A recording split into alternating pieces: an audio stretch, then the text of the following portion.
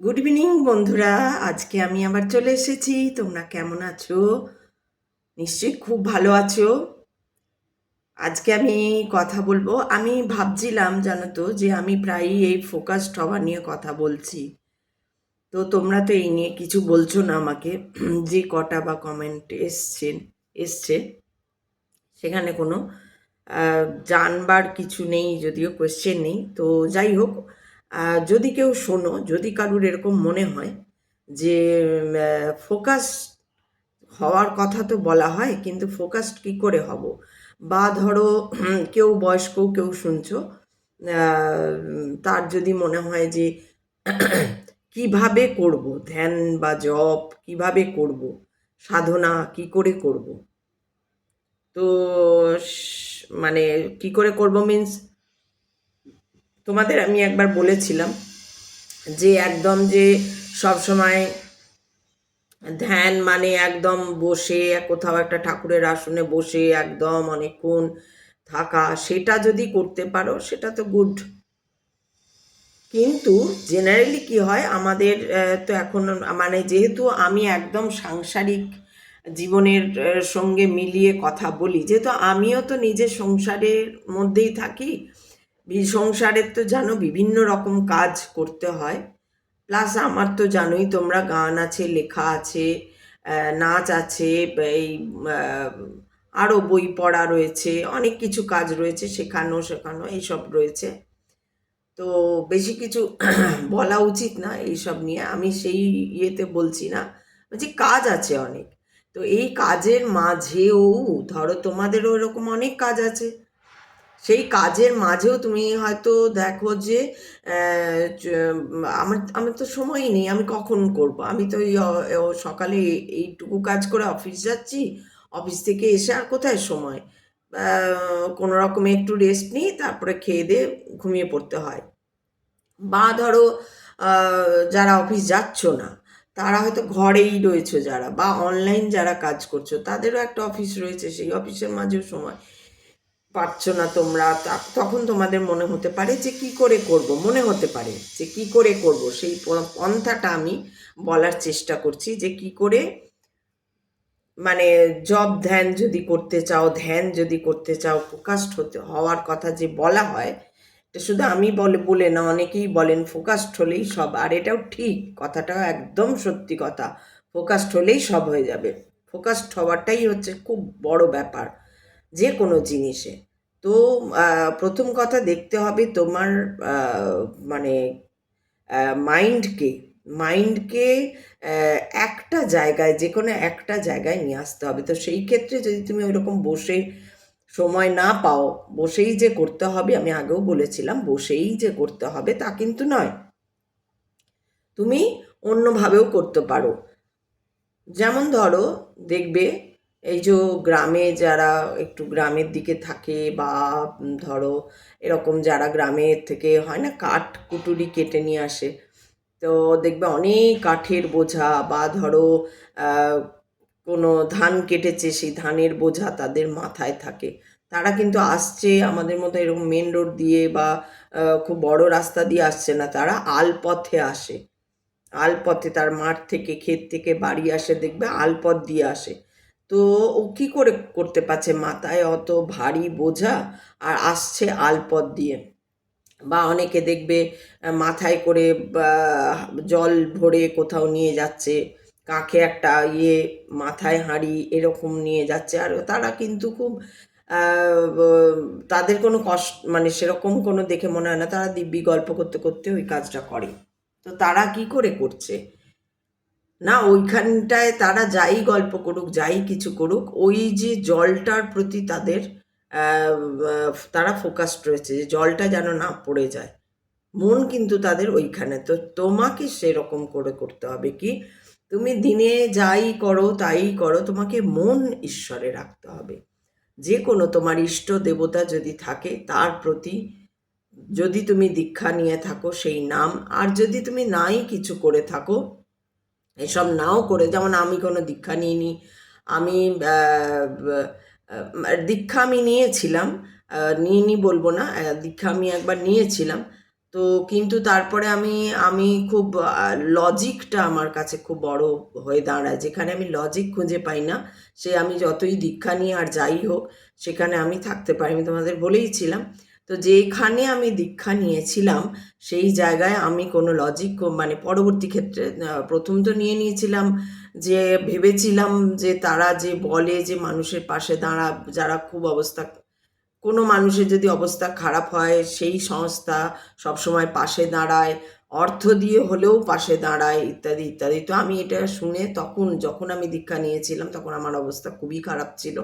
তো আমি এটা ইমপ্রেসড হয়েছিলাম খুব, তাহলে বোধহয় এরা সাহায্য করবে কোনো, এইটা ভেবেই আমি কিন্তু দীক্ষা নিয়েছিলাম। এই ক্ষেত্রে তোমরা বলতে পারো যে স্বার্থপরের মতো, কিন্তু কি বলো তো, যখন মানুষের পেটের খাবার না থাকে না, তখন ওইটাকে স্বার্থপরতাও বলে না, তখন মানে আঁচড়ে কামড়ে খেতে হচ্ছে এইরকম অবস্থা আর কি। তো তার জন্য আমি তখন যে দীক্ষা নিয়ে নিলে যদি এরা আমাকে হেল্প করে কোনোভাবে দাঁড়ানোর জন্য, আবার উঠে দাঁড়ানোর জন্য, মানে তখন তো মরণাপন্ন অবস্থা, মানে কি হবে জানি না এরকম অবস্থা। তো তখন মনে হতো যদি বেঁচে যাই, যদি এরা বাঁচিয়ে দেয়। তো সেই ইয়েতে আমি দীক্ষা নিয়েছিলাম। তো দীক্ষা নেওয়ার পরে দেখলাম না, সবই মুখের কথা, মুখেই সেই বড় বড় কথা, কোনো দিকে হেল্প করে না আমাকে। মানে তাদের যে মেন সংস্থা সেখানে আমি গেছিলাম, সেখানে ওরা আমাকে এমনি কোনো টাকা পয়সা দেয়নি, আমাকে একটা স্ক্রিপ্ট লিখিয়েছিল আমাকে দিয়ে, স্ক্রিপ্টটা লিখতে দিয়ে তবে গিয়ে টাকা দিয়েছিল, তাও সেই অনেক বসিয়ে করে, মানে এমন নয় যে একবারে দিয়ে দিয়েছিল। লোকে কি হয়, ধরো ওটা যদি আমি হতাম, আমি কি বলতাম, আমি আর আমার যদি সেই দিব্য দৃষ্টি থাকতো, বা আমার যদি অন্তত তার উপরে এতটুকু বিশ্বাসও থাকতো যে এই দীক্ষা আগে নিয়ে নিয়েছে বা ইত্যাদি ইত্যাদি, তখন আমি তাকে উঠে দাঁড়াবার কথা বলতাম, কারণ আমি দীক্ষা নিয়েছি, সে আমার গুরু। গুরু তো বলবে যে আগে তো তুমি উঠে দাঁড়াও, আগে তুমি পেটে ভাত দাও, উঠে দাঁড়াও, শরীরে শক্তি আসুক, তবে তো তুমি ইষ্ট নাম করবে। কিন্তু ওদের সেসব কিছু ছিল না, তুমি মরো বাঁচো, তোমাকে একটা টাকা দিয়ে যেতে হবে, সেটা যতই মিনিমাম হোক দিতেই হবে তোমাকে। প্লাস হচ্ছে তোমার, মানে ওই যে বললাম আমাকে লেখা তো আমার ব্যাপার, আমার আমার আমার নিজের দখলে আছে লেখা। তো সেই লিখতে আমার কিছু বরং ভালোই লেগেছিল লিখতে, কিন্তু পরবর্তী ক্ষেত্রে ওদের নানান যে ইললজিক্যাল কথাবার্তা, ইললজিক্যাল চিন্তাভাবনা, যেগুলো আমাকে নাড়িয়ে দিয়েছিল, যার জন্য আমি আর তাদের নামধানও কিছু করি না। এবার তো কেউ বলবে মা দীক্ষা নেওয়া, না না, যেটা ভুল সেটা ভুল, সেটা আমার একটা, সেটা তো আমি বলবো আহ, সেটা আমার, যে তখন যে আমার অবস্থা, সেই অবস্থায় স্বয়ং ঈশ্বর কোনো না কোনো একটা অবলম্বন খুঁজেছে, যে অবলম্বনটা আমি ধরে দাঁড়াতে পারি। মানে সেই হয় না, নদীতে ভেসে যাওয়ার সময় যদি কোনো মানে বলে কথা এটা, যে কোনো খড়কুটো পেলেও উঠে দাঁড়ানোর চেষ্টা, তো ওইগুলো ছিল আমার জীবনের খড়কুটো। আর সেই দিয়ে তাদেরও কিছু কিছু বিচার তো নিশ্চয়ই হয়েছে, এইভাবেই তো বিচার হয়। তো তারপরে সেই জন্য আমি তাদের যেহেতু দেখেছি ভীষণ ইললজিক্যাল, ভীষণ মিথ্যাবাদী, ভীষণ মানে খুব টাকা পয়সা যাদের আছে তাদের বেশি ইয়ে করা হয়, যা ওরা মুখে বলে তার ঠিক উল্টো ওরা। তো এইটা দেখে আমি এত ভেঙেও পড়েছিলাম সেই সময়, যে এত মিথ্যে কথা, এত মিথ্যে কথা। তো আমি বলতে পারো মানে আর ওই ইয়ে করিনি, রাখিনি ওই সব কিছু, আর এত মিথ্যে কথা, আহ, ভুল ভ্রান্তি, মানে ভীষণ রকম ভুল আর কথা, এত মানে এক্সাজারেট করে বলা সব কিছুকে, বড় মানুষদের সঙ্গে, বড় মনীষী ঋষিদের সঙ্গে তুলনা করা, এইসব আমার একদম পোষায়নি। এত মিথ্যা কথা যে আমি সহ্য করতে পারিনি। তো আমি সেই জন্য সেটা ইয়ে করে দিয়েছি। তো সেই জন্য দীক্ষার আমি সেই হিসাবে আর আমার কোনো, আমি আর দীক্ষা নিইনি। কারণ আমি যতক্ষণ, আমি তখনই গুরু বা আমার মতে গুরু যে হবে, গুরু যিনি হবেন তাকে আমাকে গিয়ে বলতে হবে না আমার কি অবস্থা, গুরু তো দেখেই বুঝে, তাকেই তো আমি গুরু করব। যে আমার থেকে নিম্নমানের তাকে আমি গুরু করে ভুল করব না, সেটাই হয়ে গেছিল আমার। যে যারা শুধু টাকা পয়সা অমুক নিয়ে থাকে, যারা আধ্যাত্মিকতার আও জানে না, তাদের ধরম মহরম দেখে আমি ভেবেছিলাম এরা বিশাল আধ্যাত্মিক বোধহয়, কিন্তু তারপরে দেখলাম না, এরা উল্টো, এরা শুধু টাকা পয়সা, শুধু টাকা পয়সা ছাড়া আর কিচ্ছু চেনে না এরা। তো সেই জন্য ছেড়ে দিয়েছি। তো সেইটা গেল আমার কথা। তো আমি সেই কথাতেই মানে করছি। তো যদি তোমরা দীক্ষা নিয়ে থাকো, যদি তোমাদের মনের মতন দীক্ষা হয়ে থাকে বা কিছু হয়ে থাকে, ইষ্ট নাম করো। তো ইষ্ট নাম যেমন তোমরা সব জায়গায় করতে পারো, ঈশ্বরের নাম সব জায়গায় নিতে পারো, সবখানেই নিতে পারো, সেখানে কোনো অসুবিধা নেই। আর একটা হচ্ছে যেটা বলছিলাম যে ফোকাসড কিভাবে হবে না, দেখবে আমি বারবার বলছি যে আমাদের মাইন্ড, আমাদের মন, আমাদের মস্তিষ্কে সব সময় সুমন আর কুমন, সুমন আর কুমন, সুমন আর কুমন, এই কথাই চলে যাচ্ছে। সব সময় কথা বলছে। আমরা যখন চুপ করে থাকি তখন আমরা কথা বলি, কিছু না কিছু কথা, কিছু না কিছু ভাবনার মধ্যে দিয়ে কথা চলেই আসে। সেই জায়গাটায় তোমাকে দেখতে হবে এবং নিজেকে নিজে চুপ করাতে হবে। সেই জায়গাটায় তোমাকে দেখতে হবে এবং নিজেকে নিজে চুপ করাতে হবে। যেক্ষণে তুমি নিজেকে নিজে চুপ করিয়ে দেবে, যেই তুমি নিজেকে নিজে চুপ করিয়ে দেবে, অমনি দেখবে তোমার মধ্যে আস্তে আস্তে একটুখানি করে চুপ করাতে হবে। হয় না, এটা করে দেখতে পারো তোমরা। 1 সেকেন্ডই অনেক, তারপরে 2 সেকেন্ড, 3 সেকেন্ড, এমনি করে বাড়াতে হবে জিনিসটা।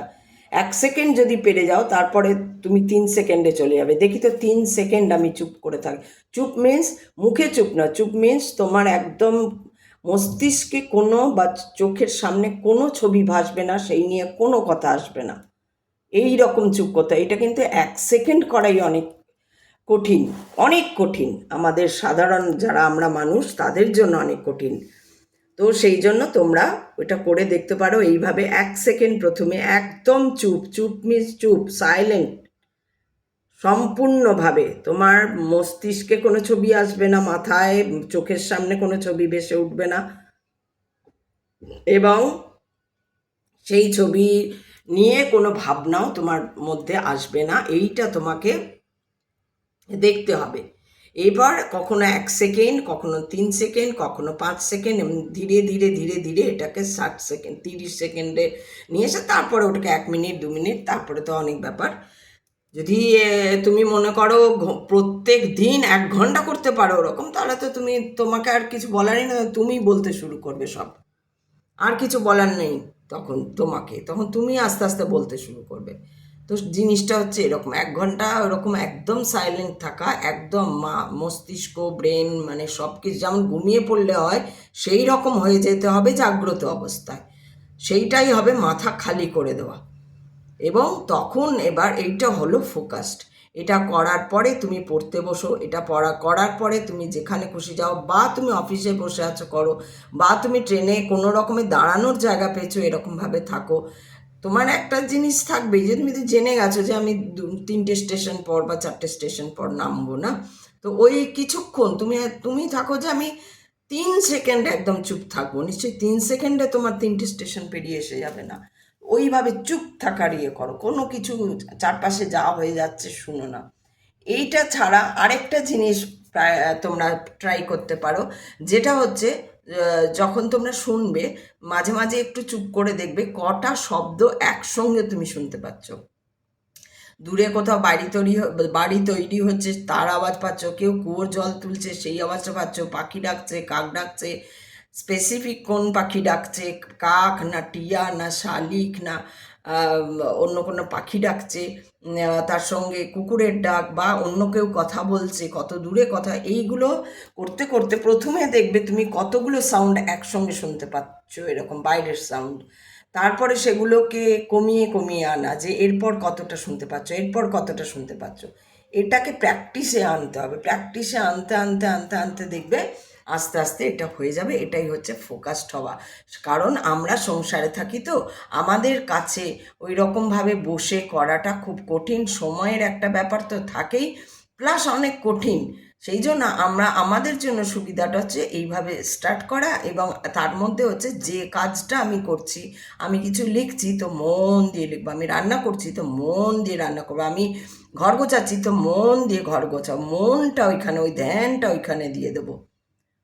আর মুখে হয় কোনো মন্ত্র, বা মন্ত্র পড়ার একটা সাংঘাতিক রকম মন্ত্রের একটা শক্তি আছে।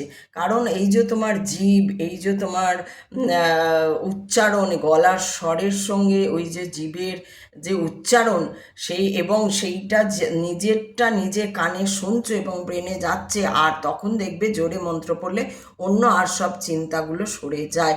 এটাও একটা ফোকাসড হওয়ার অন্যরকম রাস্তা। তাই এটাও তোমরা করে দেখতে পারো, যেটা তোমাদের সুবিধা হয় সেটাই তোমরা করবে। তাই কিভাবে তোমরা ফোকাসড হতে পারো সাংসারিক কাজের মধ্যে থেকে, কারণ আমার গোটা চ্যানেলে আমি এই কথাই বলবো যে সংসারে থেকে কিভাবে আধ্যাত্মিকতা, সংসারে থেকে কিভাবে ঈশ্বরে মন, এটা করতে পারা যায়। একদম একটা বয়স হয়ে যায় যখন 60 বছর 70 বছর হয়ে গেল, তখন তো আমার সব কাজই শেষ, তাহলে আমার চ্যালেঞ্জ কোথায় থাকলো? তখন আমি এবার আর তোমার কোনো কাজই নেই, তখন আমার চ্যালেঞ্জ নেওয়াটা বড় কথা না। বড় কথা হচ্ছে যখন আমি ঘোর সংসারে রয়েছি, আমাকে প্রত্যেক দিন কি রান্না হবে, কি কোথায় যেতে হবে, কাকে কি বলতে হবে, কোন অফিসে কি করতে হবে, অফিসের কি ফাইল আছে, কি কোথায় পাঠাতে হবে, কাকে ডাকতে হবে, কি আমি টিচার না আমাকে ক্লাস করাতে হবে, কে কীরকম স্টুডেন্ট, ওই স্টুডেন্টটা কী বলে, সব কিছু মাথায় রেখে এই সব কিছু মাথায় রেখেও আমাকে ফোকাসড হওয়া একটা অনেক বড় ব্যাপার। সংসার ধর্ম হচ্ছে সব থেকে বড় ধর্ম, সংসার ধর্ম। যারা কি বলে একা অন্য কোনো জায়গায় চলে যাচ্ছেন, সংসার নেই, কেউ নেই, তাদের তো সুবিধা, তাদের অনেক সুবিধা, কিন্তু এটা জেনে রাখো। আর যারা 5 জনের মধ্যে থেকে এই রাস্তায় যায়, তাদের জন্য খুব চ্যালেঞ্জিং। তো তোমরা যদি এখানে কেউ থাকো আমার ভিউয়ার্সদের মধ্যে যারা চ্যালেঞ্জ নিতে পছন্দ করো, তারা এইভাবে স্টার্ট করে দাও। দেখবে তোমার আগামী 1 বছরের মধ্যে তুমি আমূল বদলে গেছো। তাই যদি তোমার জীবনযাপন যদি কোনো রকম ডিস্টারবেন্স থাকে সেই জীবনযাপনে, তাহলে তুমি আমার এই বলা কথাটাকে তুমি শুরু করে দিতে পারো। কিভাবে ফোকাসড হতে হবে, প্রথমে 1 সেকেন্ড, তারপরে 3 সেকেন্ড, তারপরে এমনি করতে করতে নিজেকেই নিজে পরীক্ষা করা, নিজেকেই নিজে দেখা, এবং আস্তে আস্তে দেখবে তোমার রাগ কমবে, তোমার হিংসা কমবে, তোমার খুব বেশি লোভ কমে যাবে যে এটা আমার চাই। আর সবার প্রতি এই যে একটা তুচ্ছ-তাচ্ছিল্য ব্যাপার, যেটা আজকের দিনে খুব বেশি করে এসে গেছে, যে স্বার্থপরতা, এটাও কমে যাবে। কমে গিয়ে মনুষ্যত্ববোধ জেগে উঠবে, মানবিকতা জেগে উঠবে, এবং তার সঙ্গে যদি সময় পাও বিবেকানন্দ বা গীতা, এই দুটো যদি তোমরা পড়ো, তো দেখবে আস্তে আস্তে তোমরা অনেকটা দেখবে তোমরা আস্তে আস্তে এগোচ্ছ। তখন তোমরা নিজেই বুঝতে পারবে, তোমরা নিজেই বুঝতে পারবে, আমি আর কি বলবো। কিন্তু এইভাবে তোমরা শুরু করে দেখতে পারো, যে বয়সেই হও না কেন, তোমরা এইভাবে ফোকাসড কিভাবে হবে সেটাই আজকে বললাম, যে স্টেপ বাই স্টেপ তোমরা আজ থেকে শুরু করো, তারপর 1 বছর পর গিয়ে দেখবে তোমরা তোমাদের হাতেই সেই ফল পেয়ে যাবে। তোমাদের মনটাকে শুধু একাগ্র করতে হবে। যদি ঈশ্বরে মন রাখতে পারো, যে কোনো ঈশ্বর হোক তোমার, বা যদি তোমার গুরু থাকে, বা যদি তুমি দীক্ষা নিয়ে থাকো, তাহলে সেইগুলোতে বেশি করে নাম করা, রাস্তায় ঘাটে বাজারে দোকানে যেখানে যাচ্ছ তুমি নাম করতে থাকো। ঠিক যখন অন্যের সঙ্গে কথা বলার দরকার, তখন তুমি ওটা থামিয়ে তার সঙ্গে কাজের কথাটা বলে আবার নামটা করতে থাকো। চলতে ফিরতে সবসময় তুমি নিজেই নিজের ফলাফলটা দেখতে পাবে, যে তোমার লাইফটা অন্যরকমই হচ্ছে। তাহলে আজকে এটাই বললাম, এটাই দেখো করে তোমরা যদি করতে পারো ভালো হয়, যে কিভাবে স্টেপ বাই স্টেপ নিজেরা তোমরা ফোকাসড হতে পারো। এটাই আজকে বললাম। আবার কালকে আসবো অন্য কোনো কথা নিয়ে, কোনো ভিডিও নিয়ে। ভালো থেকো সবাই, খুব ভালো থেকো। আর যদি কমেন্টে জানাও যে কী নিয়ে আমি বললে তোমাদের ভালো লাগবে, আর সাংসারিক জীবনের সঙ্গে আধ্যাত্মিকতার যোগের এই সংযোগের এইটা শুধু মনে রাখে সেইভাবে কোয়েশ্চেনগুলো যদি তোমরা করো, তাহলে আমার ভীষণ ভালো লাগবে, আমি যদি উত্তর দিতে পারি তোমাদের। Thank you very much. তোমরা ভালো থেকো আর ভালোবেসে থেকো। টাটা।